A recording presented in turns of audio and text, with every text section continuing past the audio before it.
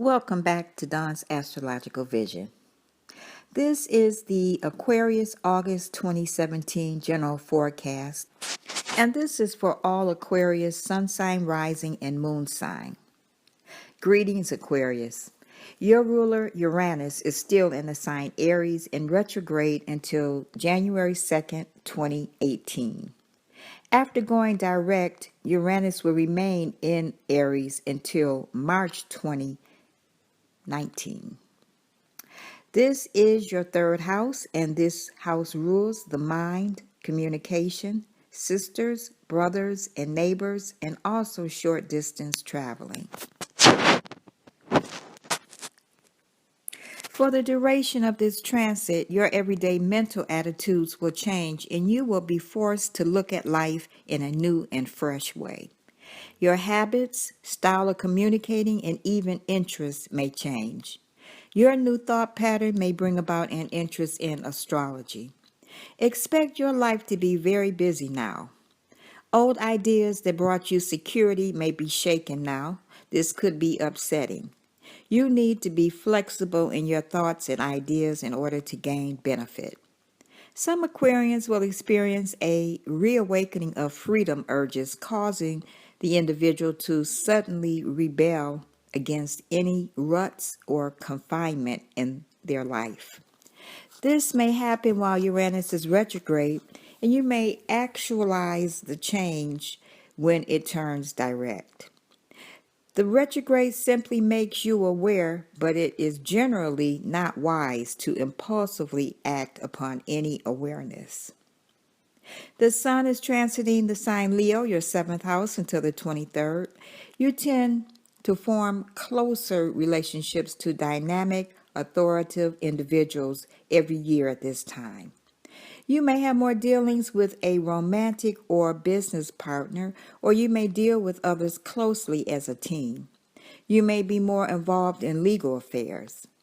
As you tend to be more outgoing, it's also a good time for public relations, marketing, and sales.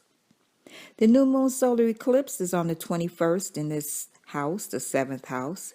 Eclipses in the seventh house may affect relationships that weigh heavily on you. There can be upheavals in these big relationships, ranging from emotional shocks, deepening intimacy, or breaking up. You may suddenly realize you've lost your own defining edges. Some Aquarians might awaken to the naked truth about what's been lost or gained by being in cahoots with a close friend, lover, or business associate. Overall, there may be an identity crisis now. This could also bring about a period of solo retreats or going into a partnership or marriage. After the 23rd, the sun moves into Virgo, your eighth house, and Mercury is also going retrograde in this house on the 12th. This is the house of rebirth, and the sun's passage here often heralds news or events that remind us of our deep need for change, transformation, and renewal. The next 30 days are a period of personal renewal and transformation. It is important to pay attention to your hunches and feelings now. With Mercury going retrograde in this house, some Aquarians will need to review a past loss or death and take a different perspective on your experience of what was taken from you. Find a new way to see what you desire or experiment with new approaches to getting it. The planet Venus is transiting the sign Cancer until the 25th. This is your sixth house, and social and romantic activities are likely to revolve around your working environment. The sixth house is the house of self-improvement and self-promises for new and healthy lifestyle changes. The sixth house rules our daily self-care routines, those promises of eating better, exercising more, getting out into nature, and all those other things that are good for us. You may be busy sorting out everything you want and don't want in your everyday life. The planet Mars is in Leo, your seventh house, all month and covers all one-on-one relationships. That takes in marriage and business partnerships. It also includes open enemies, the ones you know are opposing you.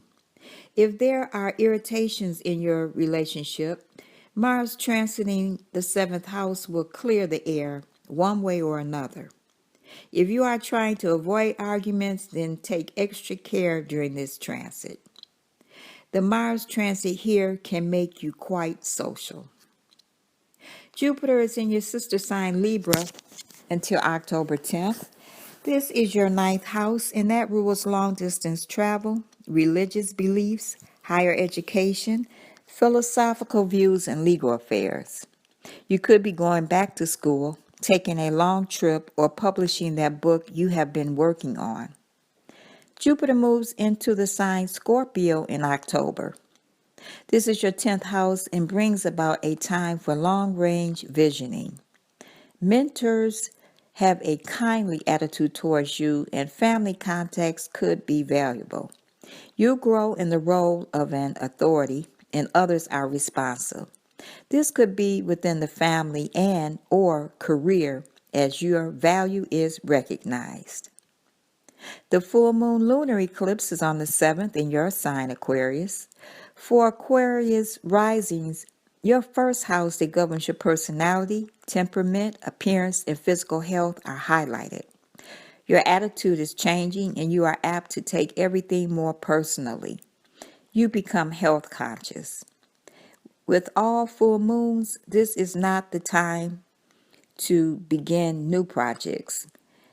It is time to wind down projects, complete things that have to do with friends, politics, or humanitarian concerns. Forget about signing important documents, arranging important events, or scheduling elective surgery. For Aquarius sun sign with birth dates at 15 degree of Aquarius or born around February 3rd, 4th, or 5th, this full moon is directly on your natal sun, and this starts a process of transformation. It shows where change is due. It usually means that noteworthy changes lie ahead. There may be a change of residence or a change of vocation.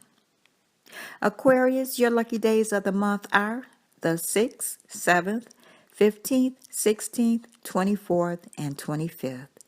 This completes your general forecast, Aquarius. I want to thank all of my subscribers for returning and liking Dawn's Astrological Vision. I hope you have a wonderful month, Aquarius. I'll talk to you in September. Bye.